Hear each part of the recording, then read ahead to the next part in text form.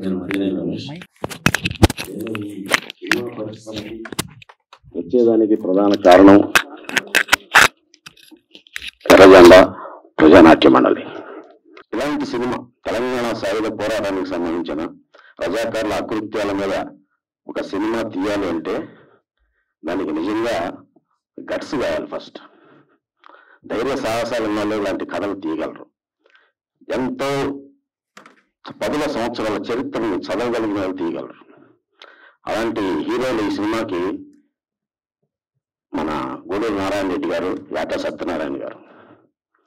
అలాగే ఈ తెలంగాణ సాయుధ పోరాటం అనేది నాకు తెలిసి నేను 35 సంవత్సరాల క్రితం ఏఐఎస్ఎఫ్ లీడర్గా చేసేటప్పుడు ఫస్ట్ డిగ్రీ ఇంటర్మీడియట్ సెకండ్ ఇయర్లో చదివాను.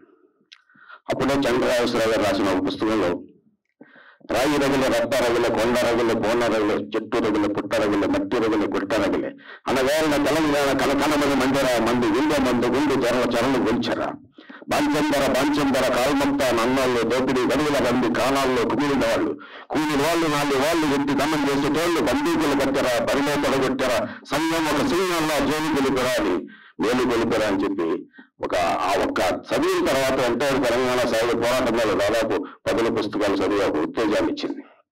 అలాంటి చరిత్రని ఈ తెరకెక్కించి రజాకారుల అకృత్యాలు బైరాంపల్లి కానీ, గొండాంపల్లి కానీ అన్ని అసలు ఆ చరిత్ర అప్పట్లో చదివితేనే ఇంత దారుణమైన చరిత్ర ఎందుకు పాఠ్య పుస్తకాల్లో లేదు అని చెప్పి నేను చాలా సభల్లో కూడా చెప్పాను.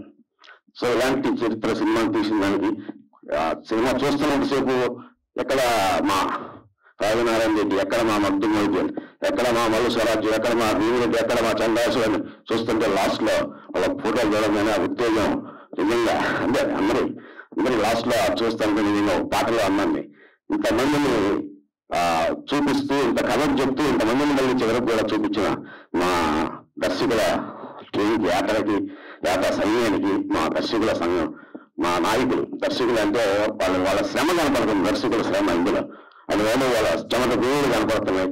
ఆ యొక్క ధైర్యం గూడూరు నారాయణ రెడ్డి గారు నాకు చాలా అంటే డైరెక్ట్ గా పరిచయం లేకపోయినా మా బిడ్డి సుధాకర్ అందరూ ఆయన చెప్తుండే ఎక్కడ పోటీ చేసినా మన మనిషి వేయాలండి. మేమంతా ఐప్స్ ఆల్ ఇండియా పీస్ అండ్ సాలిడారిటీలో మేమందరం కూడా లైఫ్ మెంబర్లు, గూడూరు సత్యనారాయణ రెడ్డి గారు కూడా. సో ఇలాంటి ఒక మంచి సినిమా తీసిన దానికి నిజంగా నిజంగా గర్వపడుతున్నాం. మా యాటా సత్యనారాయణ ఇంత అద్భుతంగా తెరకెక్కిన దానికి థ్యాంక్ యూ వెరీ మచ్.